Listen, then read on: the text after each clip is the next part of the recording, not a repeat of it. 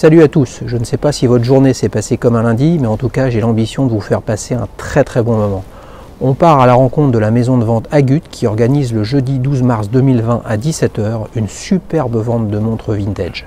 Vous savez comment on va faire? On va aller à la rencontre, tous ensemble, de Elio Guérin, le responsable du département montres, qui va nous raconter comment il a organisé cette vente et nous présenter quelques-uns des plus beaux modèles qui seront vendus dans quelques jours. Allez, je vous dis à tout de suite, on va s'éclater. Nous voilà comme prévu chez Agut, j'ai le plaisir de rencontrer Elio Guérin. Salut Elio. Bonjour. Ça va? Super, ouais. Merci de m'accueillir ici. Tu peux nous en dire un peu plus sur Agut? Ouais, bien sûr. Alors Agut, en fait, c'est une maison de vente familiale qui a été créée en 1974 par Claude Agut. Ouais. Donc à la base, une maison de vente de Clermont-Ferrand. Ouais. Et au fur et à mesure des années, on est monté à Paris en 1990.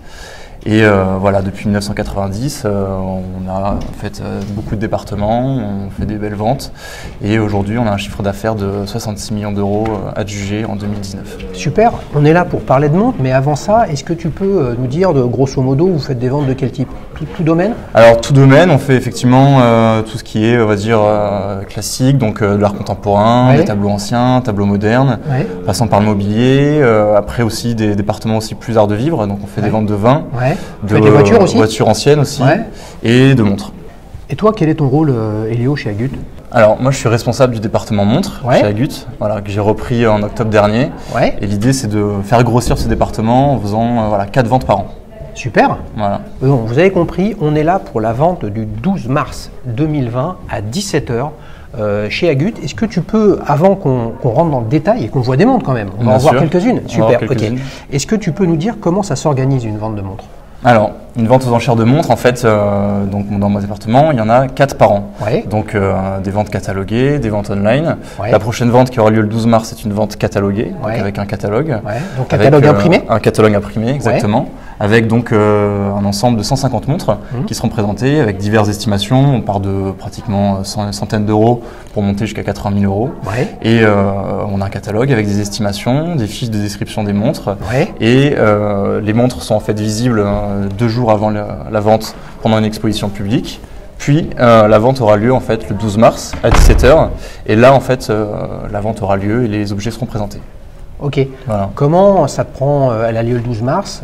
Tu as commencé à travailler sur la vente quand? Alors moi j'ai travaillé, ça prend beaucoup de temps maintenant, c'est-à-dire que j'ai commencé à travailler dès après la dernière vente qui était en novembre. Ouais. Donc à partir du mois de novembre de 2019, Ouais. j'ai commencé à travailler, à trouver des montres, donc à bouger, on va dire, aux 4 coins de la France pour essayer de trouver les petites pépites. Voilà. Donc, tu as un réseau, tu sais où il y a des collectionneurs, tu sources Voilà. un peu tout ça. C'est ça, exactement. Ouais, ça passe par des particuliers, des collectionneurs, des personnes qui veulent faire expertiser leurs montres, qui ne savent pas forcément la valeur de leurs montres. Ouais. Donc nous on est là pour les conseiller, Ouais. pour leur aider dans l'expertise, leur dire avec l'estimation de leur montre. Donc on peut venir ici chez Agut, là, à Neuilly-sur-Seine, Ouais. dans les Hauts-de-Seine, avec une ou plusieurs montres, C'est ça. pour la faire expertiser, pour pouvoir se dire est-ce que ça peut avoir un intérêt que je la vende? Voilà, c'est Ouais, ça. c'est ça toujours l'idée. important, je pense, pour une personne d'avoir un peu la valeur de son objet, savoir combien Ok. elle peut valoir, que ce soit pour une succession ou même dans un but de vendre. Ouais. Et ensuite, voilà, on a les possibilités de mettre ça en vente aux enchères, donc l'inclure dans un catalogue. Ouais.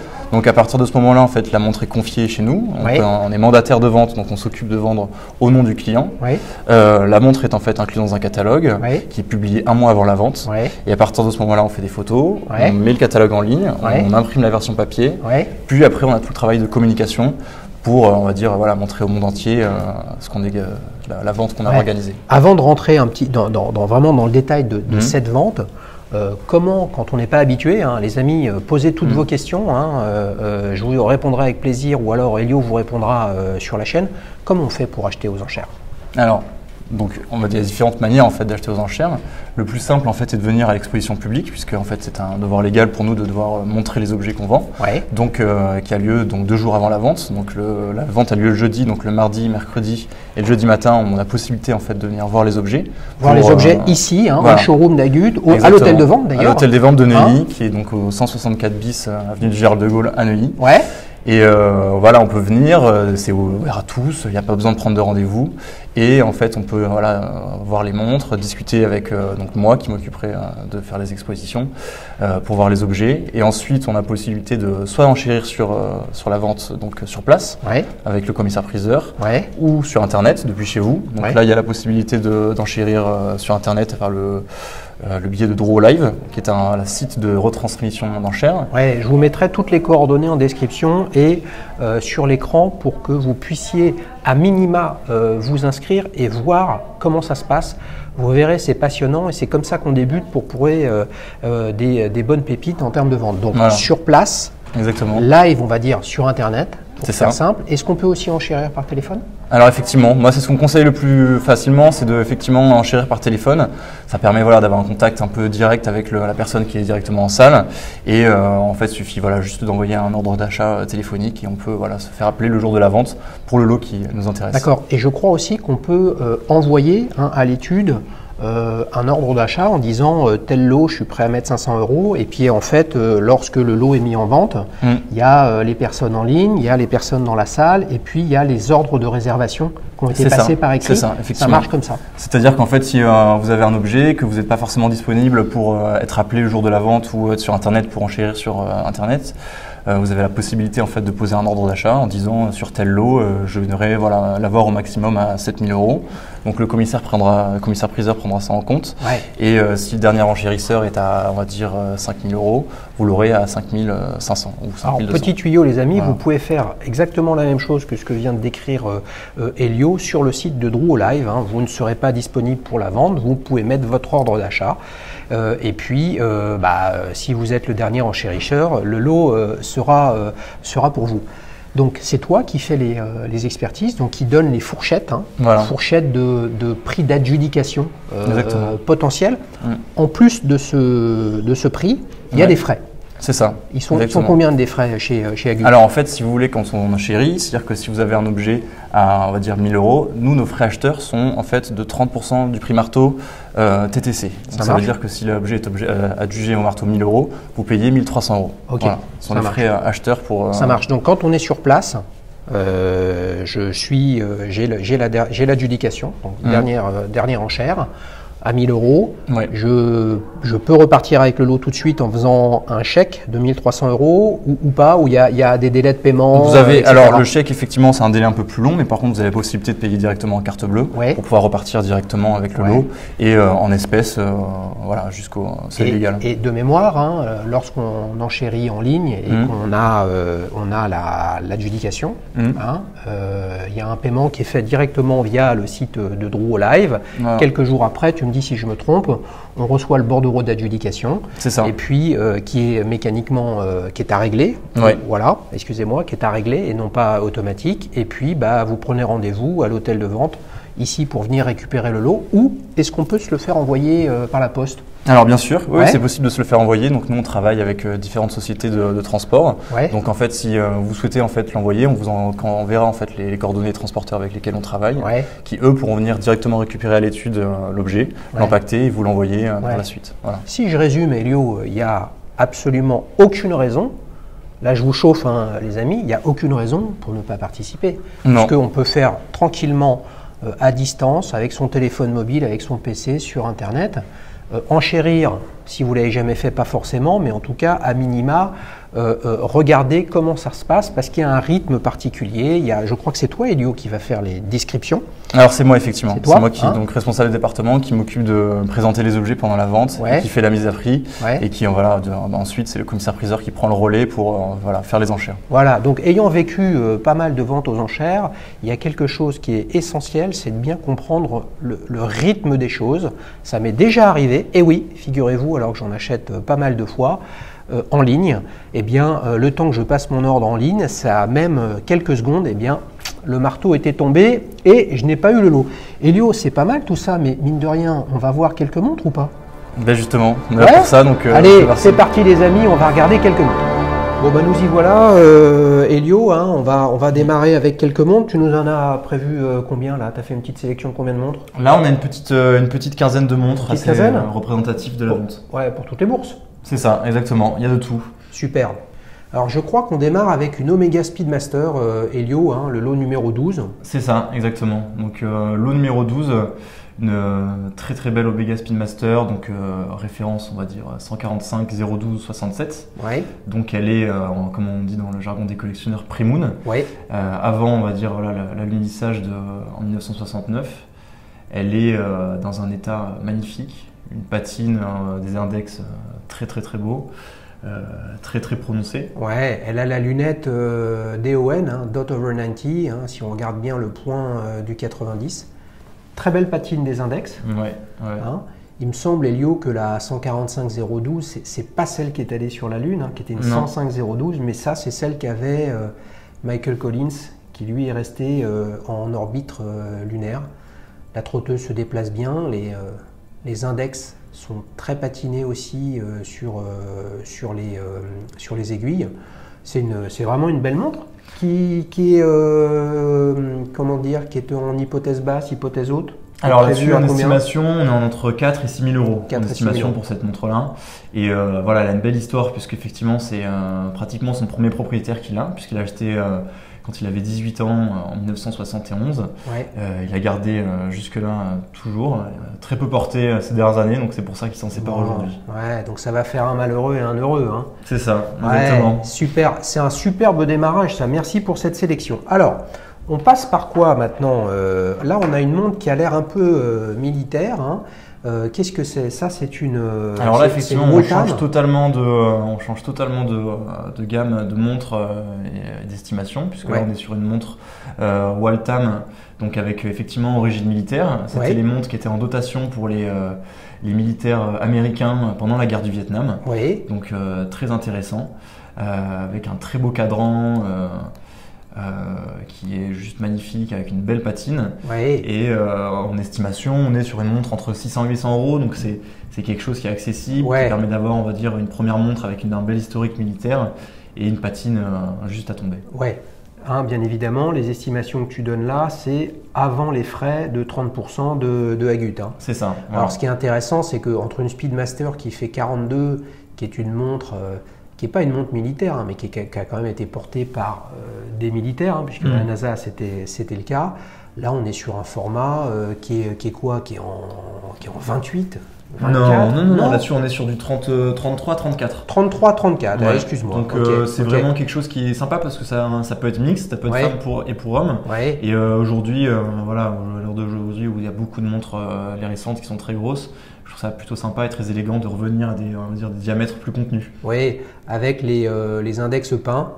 Vraiment une montre très sympa et qui est effectivement accessible. On enchaîne sur quoi, Helio là? On enchaîne sur quelque chose un petit peu dans la même veine. Hein, là, on reste effectivement dans les origines un peu particulières et militaires, puisqu'on est sur une Longines des années 40 et qui a la particularité en fait d'avoir au dos une gravure avec marqué MN, qui veut donc dire Marine nationale, puisque c'était des montres en fait qui étaient en dotation pour les officiers de la Marine nationale pendant la Seconde Guerre mondiale. Donc elle est celle-ci des années fin 40, 46 ou 47, avec un très beau cadran patiné. Effectivement, celle-là elle a quand même bien vécu, mais elle a une belle patine homogène. Et là-dessus, on est encore sur un calibre manuel, donc qui se remonte manuellement, et avec surtout un diamètre qui est de 33 mm, donc qui est contenu, mais qui sont encore adaptables et portables aujourd'hui au standard, on va dire, actuel des montres d'aujourd'hui. Et quelle estimation? Là-dessus, en estimation, on est entre 500 et 800 euros. 500 et 800 euros, voilà. Ok.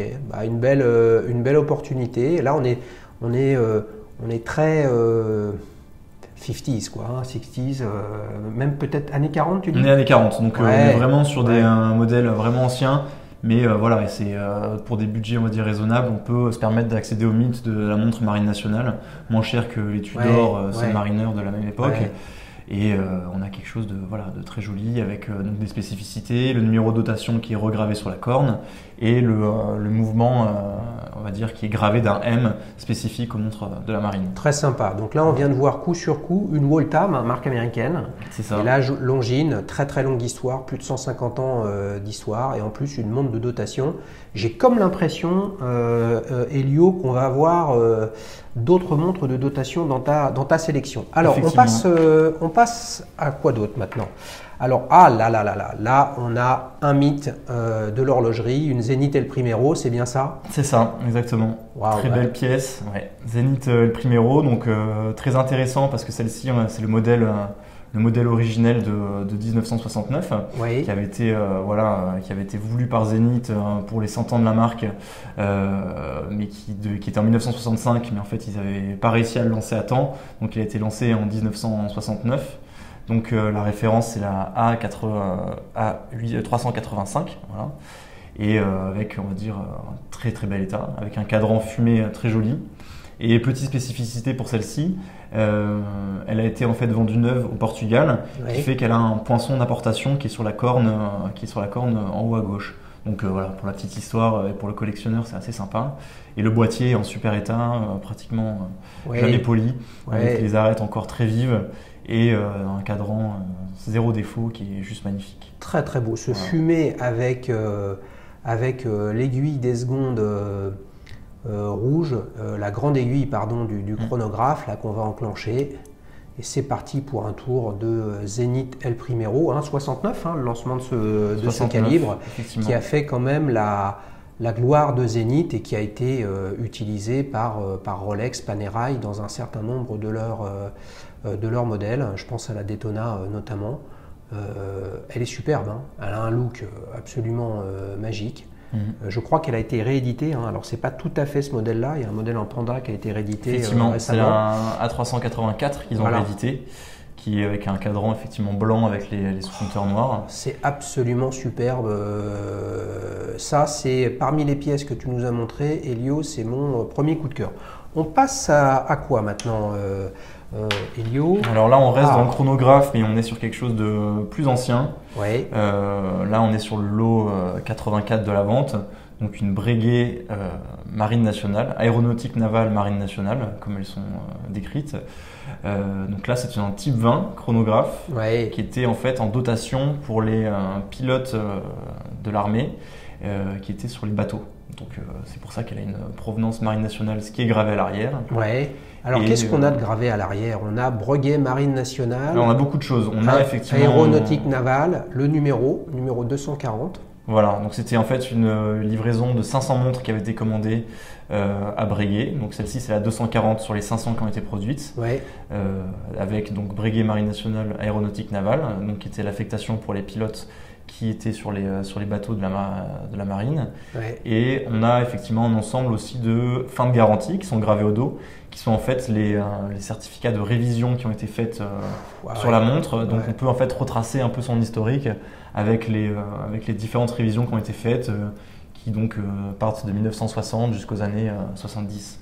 C'est vraiment une très très belle montre qui est vraiment chargée d'histoire. On se rend bien compte qu'à l'époque, avoir une montre qui fonctionne, vous vous rendez compte, on gravait au dos les dates de révision et de fin de garantie. Quand vous étiez sur un navire de la marine, la question d'avoir l'heure précise et fiable, c'est pas tout à fait comme aujourd'hui où avec votre téléphone ou votre montre électronique, vous avez une heure extrêmement précise. Là, c'était vraiment un sujet essentiel. C'est quoi appel au meilleur. Ouais, c'est quoi l'estimation de ce lot? Alors là-dessus, en estimation, on est entre 25 000 et 35 000 euros. Voilà. C'est aujourd'hui une pièce qui est quand même très recherchée par les collectionneurs, de son origine militaire, de la marque mythique, du modèle qui est aujourd'hui aussi mythique, réédité maintes et maintes fois par Breguet actuellement. Et avec son sous-compteur 15 minutes très spécifique, avec une grande ouverture qui fait que c'est une montre qui est aujourd'hui très agréable à porter, avec des diamètres encore très contemporains et un cadran noir juste magnifique. Et Breguet, on a quand même un lien particulier en France avec Breguet, Louis-Abraham Breguet qui était français. Ouais. Et puis le lien entre horlogerie et aviation, bien on le connaît puisque c'est la seule marque, ou en tout cas le seul nom qui a fait à la fois des avions et des montres. C'est ça, exactement. C'est absolument merveilleux. Alors, qu'est-ce que tu nous as présenté et réservé d'autre? C'est parti pour le lot suivant. Ouh là là là là, Elio, là on a un modèle très militaire, énorme. Belle pièce, oui, effectivement. 50, peut-être 55 mm. On est sur effectivement plus de 50 mm sur cette pièce-là. Incroyable, montre militaire, Seconde Guerre mondiale, porté par les pilotes de l'aviation allemande, donc la Luftwaffe, et qui était en fait étudié pour être porté par-dessus les combinaisons, les blousons on va dire d'aviateurs, avec ce très gros bracelet très particulier, d'origine à la montre en plus, ce qui est très rare. C'est une pièce voilà, assez incroyable, donc il y avait plusieurs manufactureurs qui s'en occupaient. Celle-ci a été faite par Laco.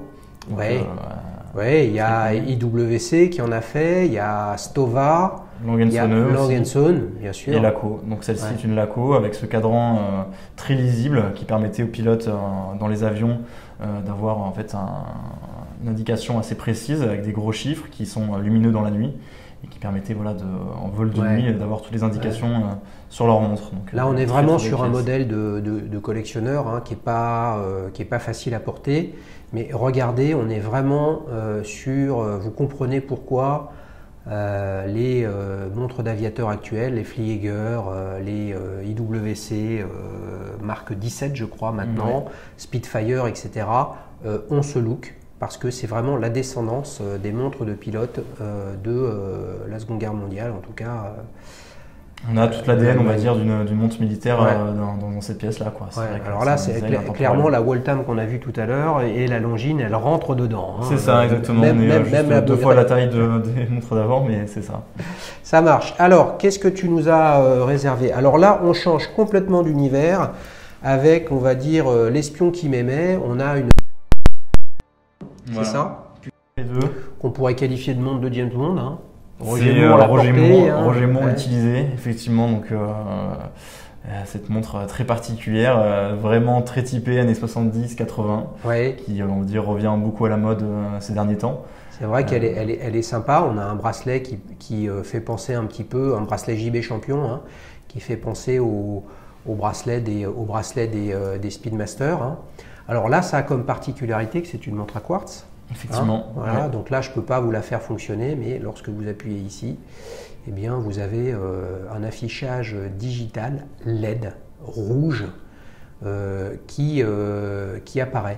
C'est à quel prix ça? Quelle estimation? Là-dessus, sur la Pulsar, en estimation, on est entre 400 et 800 euros. Ouais. C'est pour quelques centaines d'euros, vous pouvez accéder à on va dire un peu un mythe de l'horlogerie, très typée années 70, en plus la montre que portait Roger Moore, donc c'est plutôt sympa. Et dans un état en plus, elle est pratiquement neuve cette montre. Ouais, et vous regarderez, hein, vous savez que j'en ai une similaire, hein, la version suivante.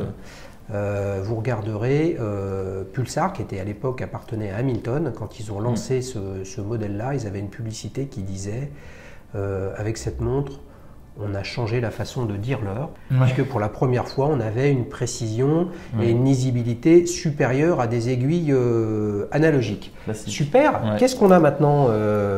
Roulement de tambour. Là, on a une superbe boîte. Regardez ça qui apparaît, que j'ouvre avec délicatesse.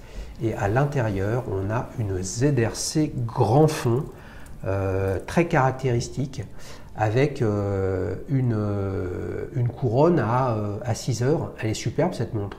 Celle-là, c'est très très belle pièce, très rare aujourd'hui actuellement sur le marché.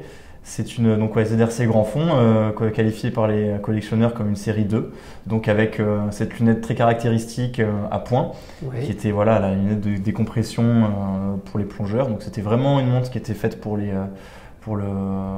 plongeurs. Tout était étudié pour ça, avec ce bracelet très particulier qui est extensible et qui permettait en fait de mettre la montre par-dessus la combinaison de plongée sans avoir à régler les maillons. Donc en tirant, en fait, ça permet d'avoir ajuster le bracelet.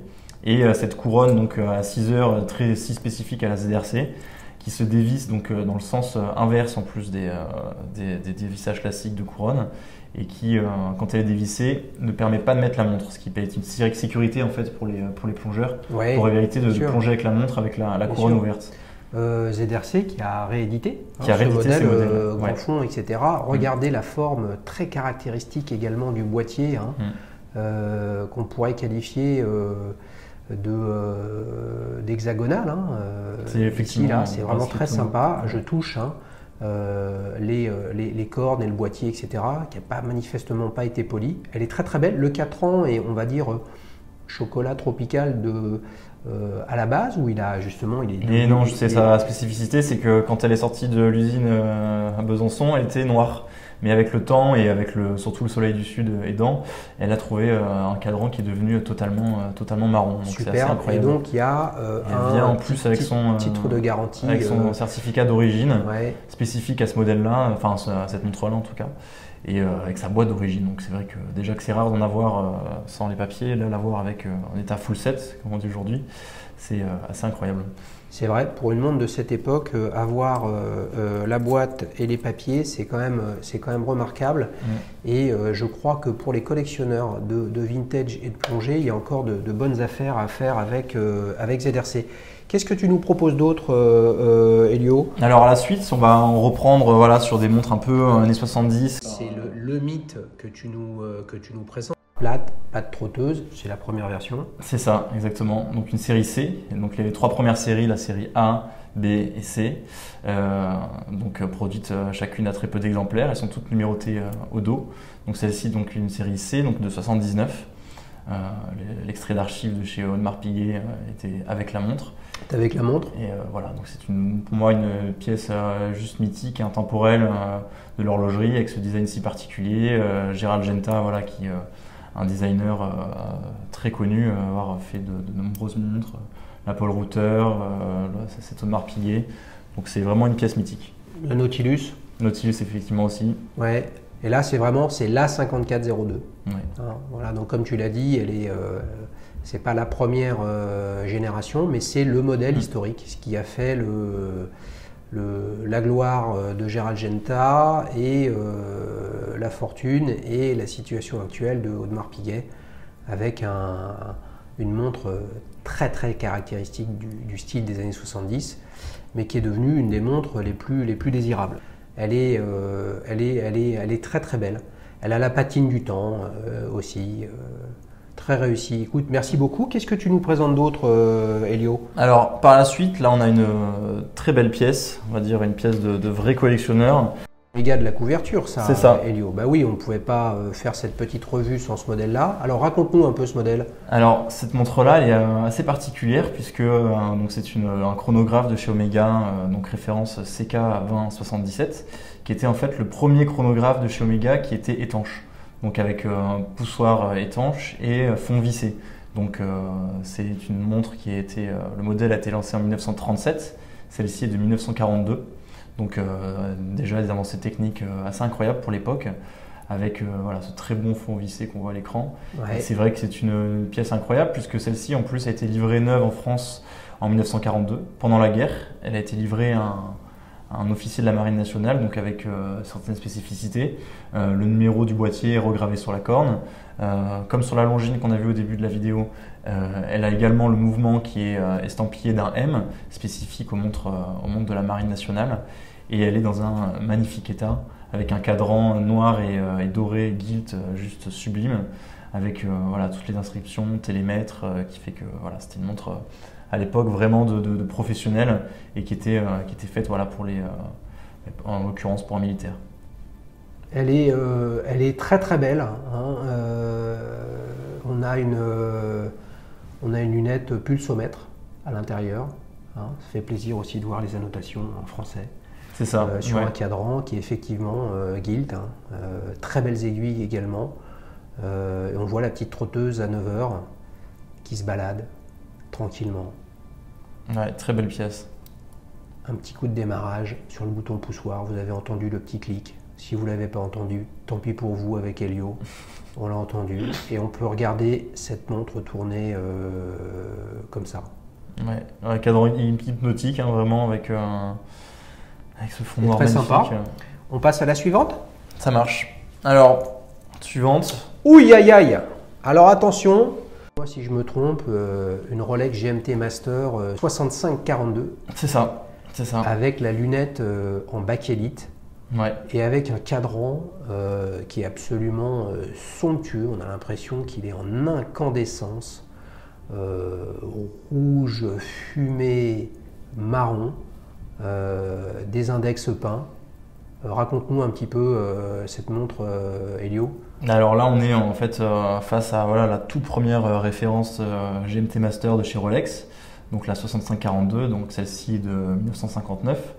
Donc la spécificité, on va dire, de ce premier modèle, c'est un boîtier sans épaulement de couronne qui est apparu par la suite, et cette lunette bakélite, donc très spécifique, qui en plus avec le temps a pris une patine magnifique, mais qui est, on va dire, très rare aujourd'hui d'en avoir sur les versions actuelles, puisque c'était la bakélite avec le temps s'effrite et se craquelle, et elle devient fragile comme du verre. Donc c'est vrai qu'en avoir une avec sa lunette d'origine, c'est très très rare, et combiné avec ce cadran qui est juste sublime, avec cette patine qui est devenue, on va dire, cuivrée vraiment même presque rouge, Ouais. c'est juste magnifique. Donc c'est vraiment une très très belle pièce. C'est une très belle pièce. À noter également le bracelet Oyster rifté. C'est ça. Caractéristique des modèles de cette époque, avec les cornes percées. Et puis vous pouvez voir que le Cyclope n'avait pas été encore présenté sur les professionnels. Les Datejust avaient déjà le Cyclope. Là, elle est absolument magnifique. Mais là, on est sur une gamme de prix avec une estimation qui est à quel niveau Qui est en rapport avec la qualité de la pièce, hein, bien entendu. On est sur une estimation entre 80 et 100 000 euros sur une pièce comme ça. D'accord. Qui voilà, vraiment en adéquation avec la rareté de sa lunette d'origine, la patine de son cadran et son état général qui est juste magnifique. Ouais. Très très intéressant, très très belle pièce, vraiment d'une autre époque, mais avec un modernisme qui est là, hein, je veux dire. On a encore tous les ingrédients bien sûr, de la GMT actuelle de chez Rolex. C'est la force de Rolex de continuer à faire évoluer et vivre ces modèles emblématiques. On passe sur quoi maintenant, Elio? Alors ensuite, on a toujours, on va dire, la gamme Oyster. La petite sœur. Voilà. Mais qui n'est pas vraiment la petite sœur parce qu'elle est tout aussi magnifique. Donc là, on est quoi? On est sur une Tudor Submariner? C'est ça, Tudor Submariner. Donc voilà, la Tudor, la marque qui était, on va dire, plus aventurière que Rolex, donc avec les mêmes boîtiers étanches, mais un mouvement qui était de base ETA. Donc spécificité de celle-ci, c'est ses aiguilles voilà, très particulières, Snowflake, et ses index carrés. Ouais. Qui est vraiment la Submariner de chez Tudor, puisqu'après Tudor a fait des Submariner avec un cadran qui est complètement identique. Des Rolex Submariner au delta du logo que vous pouvez voir ici, hein, le bouclier de Tudor. Elle est vraiment très très belle. La lunette est bleue, d'origine, le fond est bleu, étanche à 200 mètres. Avec un bracelet Oyster, voilà. C'est vrai que c'est voilà, tagué Rolex, la couronne que vous pouvez voir ici Rolex et le fond de boîte Oyster, qui est la caractéristique des Tudor. C'est vraiment une très très belle pièce. Et quoi l'estimation de celle-ci? Là-dessus, en estimation, entre 8500 et 9500 euros. Voilà. Donc voilà, avec ce cadran très particulier, avec ce bleu Tudor qu'on ne retrouve que chez eux. Et voilà, on va dire les dimensions d'un boîtier de Submariner classique pour l'époque. Ouais, voilà, superbe. Très très belle montre. On passe sur quoi? Alors ensuite, on va passer encore sur quelques-unes. C'est absolument magique. Voilà. Qu'est-ce que tu nous montres là? Là, c'est une petite, on retombe sur des budgets un peu plus raisonnables. On est sur une Eterna Matic Contiki 20, donc un modèle assez mythique de chez Eterna, avec un boîtier tonneau très années 70, un cadran, je ne sais pas si ça rend très bien l'écran, mais avec regardez, beaucoup de profondeur. Regarde Elio, je le fais bouger. Alors je ne sais pas ce que ça représente. Une planète en fusion, là, je sais pas, la surface de Mars, c'est très très beau. Elle a vraiment un look avec une boîte très typée des années 70. Hein. Eterna, ça gagne à être connu les amis, moi je pense que c'est une bonne opération. Cette montre, il y a un bracelet manifestement d'origine, le côté effectivement, le bracelet d'origine de la montre. Dans un état en plus pratiquement jamais porté. Voilà. Le tout début de l'histoire d'Eterna a quand même un rapport avec ETA et Bosch, qui est l'histoire de l'horlogerie suisse. Très très belle montre, belle trotteuse qui se déplace, regardez comme c'est beau, des index blancs. Vraiment le cadran est absolument magnifique, Elio. Ouais, le cadran est très très beau. Rappelle-nous l'estimation. Là-dessus, en estimation, on est entre 600 et 800 euros. Voilà. D'accord. Donc, et je crois qu'on a encore 2 montres. Ouais, voilà. Alors, donc, là, attention, c'est un autre mythe horloger. On aura vu beaucoup de montres mythiques. Et là, on a, les connaisseurs le verront tout de suite, une 1133B Monaco ER, absolument superbe. Ouais, là on est la référence mythique du modèle Monaco de chez ER, avec ce cadran bleu particulier, ce sous-compteur blanc très beau, et surtout ce mouvement automatique qui a été lancé pratiquement en même temps que le El Primero qu'on a vu au début, donc en 1970. Ouais. Quelques semaines près, c'était ER qui sortait le premier. Bien sûr. Mais avec un mouvement à micro-rotor, donc avec des performances on va dire moindres que le El Primero, mais avec cette couronne très spécifique puisque située donc à l'opposé d'une couronne classique et située à 3 heures, qui était en fait un peu pour montrer que vu qu'on n'avait plus besoin de remonter les montres, on le mettait de l'autre côté. Donc très particulière et avec ce boîtier donc carré, qui est juste incroyable et en très bon état sur celle-ci. Elle est vraiment très très belle. Ça, on peut dire que c'est la Monaco, la 1133B, avec ses index bien particuliers à l'horizontale, qui permet en fait d'agrandir le cadran rond à l'intérieur d'une boîte qui est carrée. 2 compteurs, une trotteuse rouge, magnifique. Hein. Ouais. Laquelle choisir entre la El Primero et celle-ci? Les deux ont une trotteuse rouge très lookée années 70, c'est absolument superbe. Allez, une petite dernière pour finir, Elio. Voilà, on va finir sur une petite montre, on va dire accessible. Très sympa, très sympa. Là, on est dans l'horlogerie française. Hein. Voilà. Elio, c'est une LIP. Là, on est sur une LIP, donc par un designer très connu qui s'appelle Roger Talon. C'est celui qui a designé le TGV, donc il est mythique, on va dire, du design industriel français. Donc là, on est en face d'un modèle donc Mach 2000, mais spécificité de celle-ci, c'est que c'est une version prototype. Donc qui n'a jamais été produite par LIP, elle est restée à l'état de prototype, avec donc son système de phase de lune qu'on retrouve sur le cadran à 6 heures, très particulier, avec également on va dire un calendrier. Donc c'est on va dire une très belle pièce, avec encore à l'état de prototype, donc les poussoirs en fait en haut et en bas sont factices, ne permettent pas de lancer le chronographe. Et voilà, c'est une très belle pièce dans un super état et qui fonctionne tout de même. Et c'est un mouvement à quartz. C'est un mouvement à quartz. Ouais, donc c'est vraiment l'époque de LIP avec les designers. Hein. Il y avait Roger Talon, Isabelle Hébé, Rudy Meyer, Prince Bachmakov. Voilà.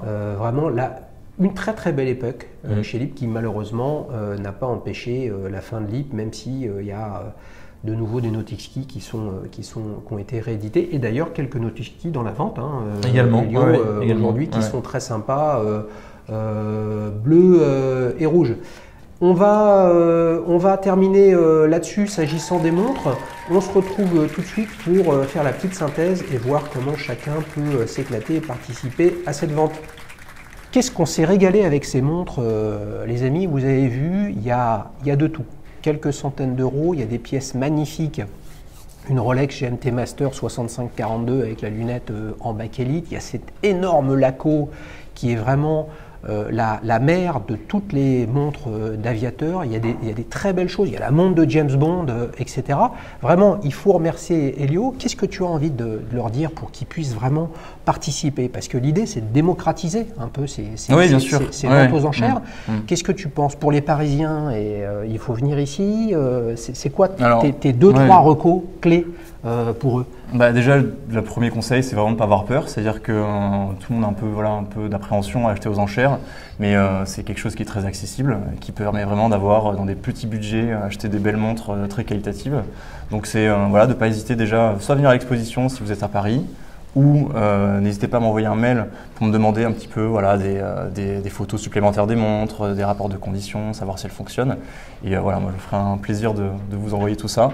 Et surtout de vous voir le jour de la vente du 12 mars, que ce soit dans la salle ou sur Internet. Bon, vous avez compris, vous n'avez aucune raison de ne pas participer, ne serait-ce pour pouvoir regarder la vente. Et puis j'ai envie de vous dire une chose, c'est que cette vente c'est celle du 12 mars 2020, mais Elio, tu me disais que la prochaine c'est le 19 mai, donc si vous avez des montres à vendre ou simplement à faire expertiser, pour comprendre aussi comment ça se passe, eh bien vous prenez contact avec Elio, je mettrai ses coordonnées sur la chaîne, et puis sinon rendez-vous le 19 mai pour une autre vente. Autre surprise, dans 2 semaines, je publierai une autre vidéo pour faire un petit rapport, justement, un débrief sur la vente entre les estimations, les prix marteaux, peut-être des lots qui n'ont pas été vendus, mais pour vous donner un feedback. Vous aviez beaucoup aimé la précédente vidéo que j'avais fait sur une autre vente aux enchères, et bien là je vous ferai un débrief parce que j'ai toute l'aide d'Elio et des équipes d'Acude. Allez, je vous dis à bientôt et surtout, bonne vente!